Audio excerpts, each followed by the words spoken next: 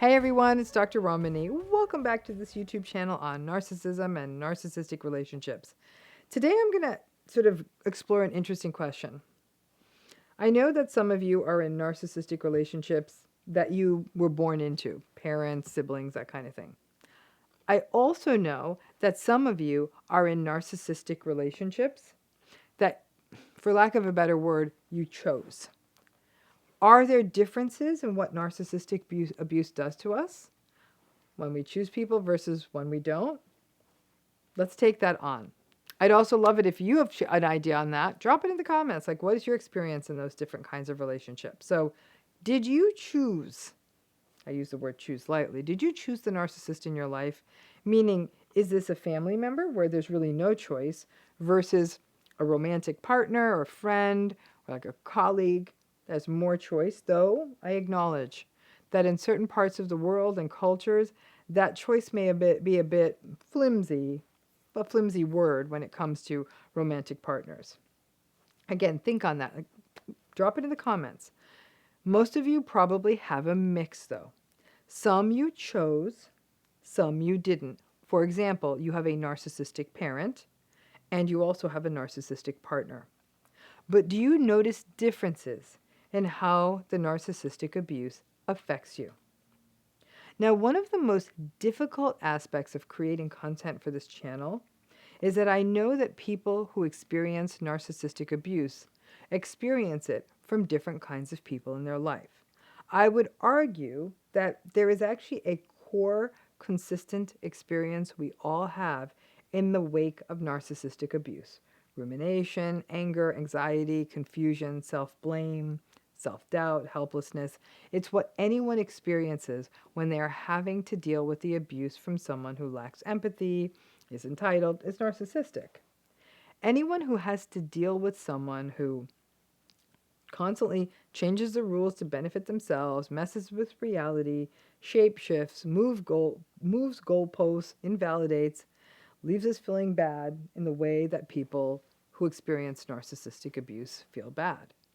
Now, this varies on the basis of how significant the person is. The more significance they have in your life, the more contact, the more impact. It's why even a really narcissistic friend we see periodically may not affect us as much as a more moderately narcissistic person we actually live with. It's a bit of a dose-response relationship there. More contact, more of an impact. But there's a difference too. Let's start with the people you didn't choose. That would be family. Parents, grandparents, siblings, aunts, uncles, cousins. And let's start with the most impactful of those, the parents. Parental narcissistic abuse is an incredibly profound form of narcissistic abuse because it shaped you. Your social and emotional and cognitive development were shaped by someone who doubted you, criticized you, invalidated you, and minimized you. This shapes identity, coping, goal setting, and can infuse you with a sort of permanent sense of anxiety, all of which follows you into adulthood. Other than the subset of folks with narcissistic parents who become narcissistic themselves, everyone else often struggles with self-doubt for a lifetime.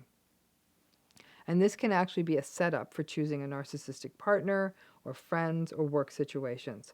So that's a legacy you are forever trying to heal from.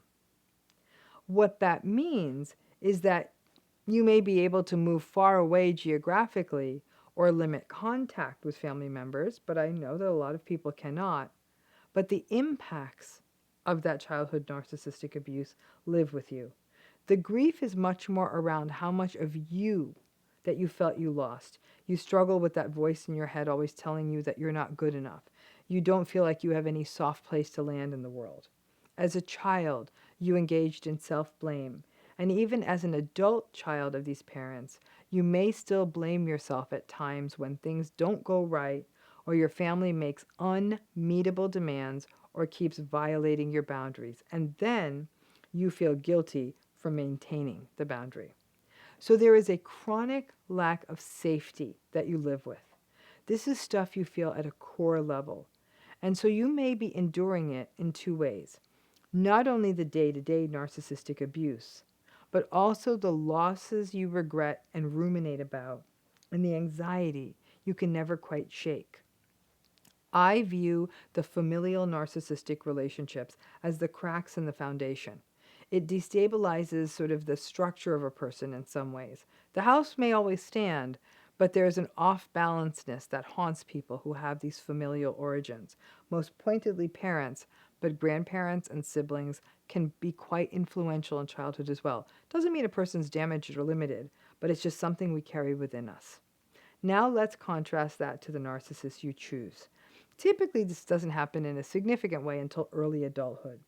Most people at this stage, somewhere between 19 and 25, are not aware of having grown up with narcissistic parents. They may either have blamed themselves or written it off, this is just families are tough, right? So they rather unseeingly roll into more narcissistic relationships when they start to date and make friends. And if you didn't have a narcissistic family, but choose a narcissist just because they're shinier and more exciting at the front end of the relationship, and that's not abnormal either. Let's face it, love bombing is real, and people fall for it. With the narcissist you choose, my hypothesis is that the love bombing transforms us into kids for a minute, right? We drink up the attention, the excitement, and the novelty. So they take advantage of that sort of innocence for a minute, the naivete, the desire for our wish fulfillment. And then bam, before you know it, you're in the devaluing and in the fog of narcissistic abuse. And then there is that strange half space. This is where you find adult children. You chose the partner, but not the child. And also where we find in-laws. You chose the partner, who may even be nice, but not their parents or their extended family. The impact of having an adult narcissistic child is really profound. They are your child, you love them, and the amount of abuse a person will endure from their own child actually often surpasses what they will endure from a partner or a parent, so the damage can be intense. The adult child often blames the parent for their cruel conduct, and so it becomes a self-blame abusive firestorm. I actually believe that long-term adult-child narcissistic abuse may be second only to malignant coercive control as the most harmful form of narcissistic abuse. Your in-laws, okay? Again, you didn't choose your partner's parents, you chose the partner. If you have a good partner, then you may have your wing person to help with boundaries. If it's a narcissistic partner, then you have that much more abuse coming at you. So it depends on the nature of the relationship that brought the in-laws to you. Narcissistic in-laws plus narcissistic spouse can result in significant harm to a person, as well as isolation and painful levels of gaslighting. In those who survive the relationships of choice, partners, etc., I see more self-blame, regret about bad choices, rumination about how this person got away with it, about the injustice, rumination about the future that the narcissist just gets to walk off into and get. And most people, they don't really ruminate about their parents moving on and finding another adult child. So that feels different. Narcissistic relationships are the creation of a narrative that we live in. And so when it ends, you grieve the narrative more than you grieve the person many times. But narratives can feel as real as the real thing. So people do have a pretty strong experience of grief and struggle, acknowledging that they're not going to miss the gaslighting and the emotional abuse, but rather that they will miss what they thought their life would look like.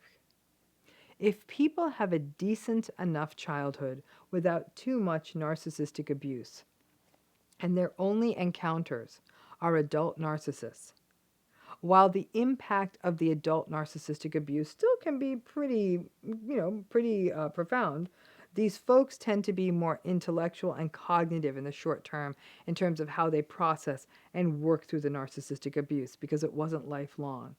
It's definitely felt emotionally in the short term because it hurts, but in the long term, it's the what the hell just happened of it all. The parental and familial stuff sticks around longer in psychologically harmful ways and shapes identity in the long term. Listen, the choose them, don't choose them, this dichotomy is kind of a false dichotomy because sadly, most people have both. As I was doing the research and framing of this video, I sat and thought about the many, many clients I have worked with and the people in my own life who have experienced narcissistic abuse. I would say about 75% of the time, the vast majority experience both. There's lots of overlap, but the self-blame and grief can look quite different, as can the rumination about what is going to happen to them. With your parents, the more core vulnerabilities pop out. With the adult narcissistic relationships that we choose, it can often be about ego for us too, as we also try to fight back on the injustice that these relationships are. It doesn't feel good to just walk away or do what feels like giving in to a person who has done so much harm to you. That dynamic tends to be much more pronounced in adult narcissistic relationships. No matter what, these are landscapes of grief, anxiety, confusion, and self-blame. The grief and anxiety have to be worked through, no matter at what age these relationships begin for you and whether you chose them or not. About this self-blame, start there. Because none of this was your fault. Society all but programs us to choose narcissistic friends, bosses, and of course, partners. Our early development cuts away at our discernment, our sense of self, and our psychodynamic core makes us vulnerable to choosing people who allow us to play these cycles again and again. That's what narcissistic abuse does. For folks who experience narcissistic abuse over a lifetime, the casino was rigged all along. You played your hands as well as you could, given that the game is fixed. So you're blaming yourself for a system that doesn't work. You didn't make that system. You didn't ask for that system. But the self-blame can often really, really keep you stuck. That's going to be there whether you chose this person or not. The self-blame is often worse when a person feels like they chose the narcissistic person. This is my fault. I didn't see it. Maybe I'm the one who's foolish. Maybe I'm the one who can't figure out right from wrong, up from down. Nobody taught you. That's the problem. There is no class in middle school or high school on how to avoid this. And there's certainly nobody taking a kid aside and saying, yo, your family's narcissistic. You're more than enough. Don't listen to them. Nobody tells a child that. By the time you do the deep dive in therapy and get that all sorted out, it's likely that this has already hurt your adult life a lot. So again, sort of a false dichotomy. Did I choose them or not? And while most of the impacts overlap, there are some differences between the two. Thanks again.